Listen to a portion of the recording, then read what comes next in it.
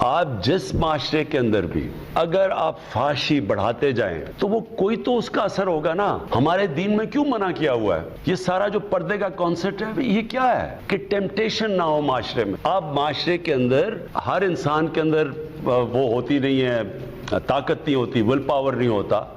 آپ اگر معاشرے کے اندر جتنی بڑھاتے جائیں گے فحاشی اور آپ اس کی احتیاط نہیں کریں گے، اس کے اثرات ہیں. We don't have discos here, we don't have night clubs. So it is a completely different society, way of life here. So if you raise temptation in the society to the point, and all these young guys have nowhere to go, it has consequences in the society. If a woman is wearing very few clothes, it will have an impact on the men, unless they are robots. Pakistan جیسے معاشرے میں خواتین کا لباس مردوں کو sexually frustration کی طرف لے جا رہا ہے. پاکستانی مرد کوئی روبوٹ نہیں ہے. اگر خواتین کم کپڑے پہنیں گی تو اس کے نتائج ہوں گے. پاکستان میں کوئی ڈسکو یا نائٹ کلب نہیں ہے. اگر خواتین مردوں کو اکسائیں گی اور اگر ان کے پاس جانے کے لیے کوئی جگہ نہیں ہوگی تو پھر اس کے نتائج یعنی ریپ کے واقعات ضرور ہوں گے. ناظرین، یہ الفاظ اور یہ سوچ کسی عامیانہ مرد کی نہیں بلکہ 22 کروڑ عوام کے ملک پاکستان کے وزیر اعظم عمران خان کی ہے. بطور ایک خاتون میں اپنے وزیر اعظم کے ایسے خیالات مسلسل دوسری بار سن کر سکتے میں آ گئی ہوں. وزیر اعظم کے عہدے پر یہ کون شخص براجمان ہے؟ یہ کون شخص براجمان ہے جو معاشرے کے سب سے سنگین جرم اور اسے سرزد کرنے والے جنسی بھیڑیوں کو جسٹیفائی کرنے سے باز نہیں آ رہے؟ کیا عمران خان ایک بار پھر وکٹم بلیمنگ کے ذریعے اپنے ساتھی مردوں کو کھلم کھلا NRO دے کر چھوٹ نہیں دے رہے کہ جائیے اور خواتین کے لباس کو بھونڈا بہانہ بنا کر جو چاہے کرتے پھرے؟ کیا عمران خان واقعی یہ سمجھتے ہیں کہ پاکستان میں ریپ کے بڑھتے واقعات کی وجہ وہ پاکستانی فرسٹریٹڈ مرد ہیں جن کو خواتین کے اکسائے جانے، جی ہاں اکسائے جانے کے بعد جب کوئی ڈسکو یا نائٹ کلب نہیں ملتا تو وہ بچوں اور خواتین کے ساتھ زیادتی کرنے پر مجبور ہو جاتے ہیں؟ کیا عمران خان قوم کو یہ تعلیم دے رہے ہیں کہ اگر کوئی بوڑھا مفتی اپنے مدرسے میں بیٹھ کر ایک جوان سٹوڈنٹ کے ساتھ بدفعلی کرتا پکڑا جاتا ہے تو اس کے پیچھے بھی خواتین کا لباس ہے؟ جو مولوی شادی شدہ ہونے کے باوجود اپنے جنسی بھڑاس نکالنے کے لیے ایک نوجوان لڑکے کا انتخاب کرتا ہے تو یقین مانیے، جی ہاں یقین مانیے، اس کے پیچھے خواتین کے ماڈرن لباس کا کوئی لینا دینا نہیں ہے. یہ سراسر ایسے مجرموں کے ذہن میں بھرا ہوا وہ گند ہے جسے صاف کرنے کی اشد ضرورت ہے.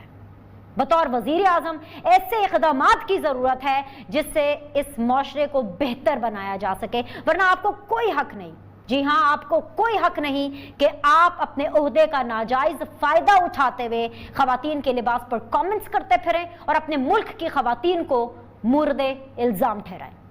کہ کیا آپ یہ سمجھتے ہیں کہ وزیر اعظم کا جو نیا بیان آیا ہے خواتین کے لباس کو لے کر کے، کیا آپ نہیں سمجھتے کہ بطور وزیر اعظم انہوں نے اپنی ذمہ داری کو انڈر دا کارپٹ کر دیا، اپنی ذمہ داری سے مبرہ ہو گئے ہیں کہ بھئی ریپ اس لیے ہو رہے ہیں کیونکہ شاید خواتین ٹھیک طریقے سے کپڑے نہیں پہن رہی؟ بنش، بڑے افسوس سے مجھے یہ کہنا پڑ رہا ہے کہ بدقسمتی ہے اس ریاست کی کہ وہ شخص آج اس ریاست کی حکمرانی پر مسلط ہے جس کو اپنی الفاظ کے چناؤ اور اپنی گفتگو پر کوئی حاصل نہیں ہے کہ اس کو وہ کسی الفاظ کا چناؤ کرتے وقت وہ سوچ سکے کہ اس سے کسی کا دل نہ دکھ جائے، یا میں کوئی بطور پرائم منسٹر جو سٹیٹمنٹ دے رہا ہوں اس کے اثرات پاکستان کے داخلی خارجی اور پاکستانی معاشرہ پر کیا پڑیں گے. آپ یہ دیکھیں جو انہوں نے گفتگو کی ہے، جو بیان دیا ہے، یہ انہی بیانوں کی طرح ہے یا انہی موقف کی طرح ہے جو کلیئرٹی نہیں ہے ان کے کسی موقف میں.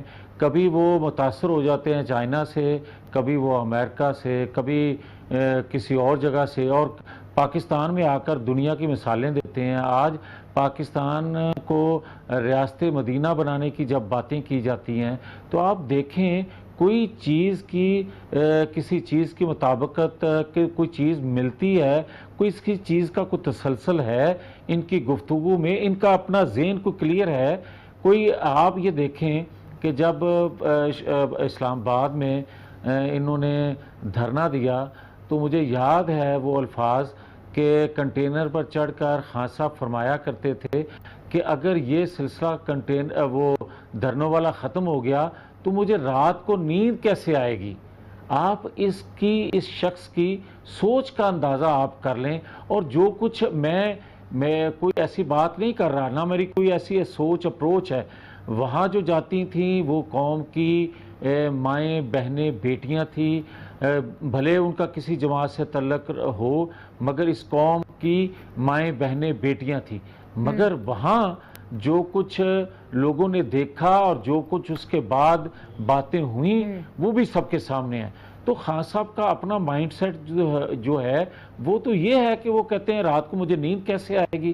تو اسی طرح میں یہ کہوں گا کہ یہ کوئی جسٹیفیکیشن نہیں ہے جو خان صاحب فرما رہے ہیں. اور جس طرح آپ نے کوٹ کیا ایک مفتی صاحب کے حوالے سے، تو بالکل آپ نے صحیح کہا کہ وہاں لباس کا یا وہاں کون دعوت دے رہا ہے. تو یہ ایک ایسے درندوں کو سپورٹ کرنے والی بات ہے جو اپنا ایک ایسا سوچ اپروچ رکھتے ہیں کہ ان کو آپ کہہ رہے ہیں کہ جناب کوئی دعوت اور دیتا ہے، جس قطعاً بات یہ غلط ہے. اور دنیا کے کسی معاشرے میں یہ لاجک جو ہے، یہ منطق ان کی جو ہے وہ سمجھ سے بالا تر ہے.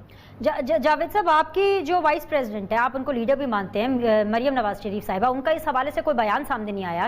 کیا آپ اس چیز کو پارلیمان میں اٹھائیں گے؟ آج بھی میں آپ کی تقریر دیکھ رہی تھی، بڑی زبردست آپ نے تقریر کی. کیا ان مدعوں پر، ان ایشوز کے اوپر کیا پی ایم ایل این کھل کر بات کرے گی؟ مریم نواز صاحبہ کھل کر بات کریں گی؟ آپ پارلیمان میں اس بارے میں بات کریں گے؟ دیکھیں، میری بات یہ ہے کہ کوئی جماعت کی لیڈرشپ جو ہوتی ہے وہ مرد ہو یا خاتون ہو، وہ کسی مخصوص ایریاز کو یا لوگوں کی نمائندگی نہیں کر رہے ہوتے. ہم بیٹھے ہیں، بات کریں گے، ہم اسمبلی میں بات کریں، کیوں نہیں کرنی. یہ ایسی انہوں نے بات کہہ دی ہے کہ جس سے پوری اور 50% آبادی ہے ہماری. بالکل آپ نے صحیح فرمایا جاوید صاحب، لیکن لیڈر کی بات کا وزن کچھ اور ہوتا ہے نا. مریم نواز بات کریں گے، وزن کچھ اور ہوگا. شہباز شریف صاحب بات کریں گے، وزن کچھ اور ہوگا. جی نہیں، دیکھیں بینش، آپ نے جس پیرائے میں بات کی ہے خاتون ہونے کے ناطے، وہ بات میں اس لیے اس کو یہ کہہ رہا تھا مناسب نہیں ہے.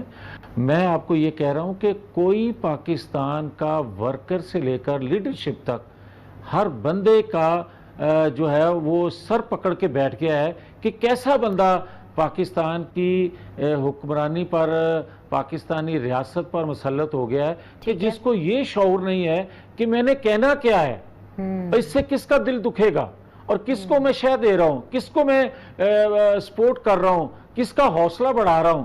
یہ بالکل غلط ہے اور اس چیز کی جتنی مذمت کی جائے کم ہے.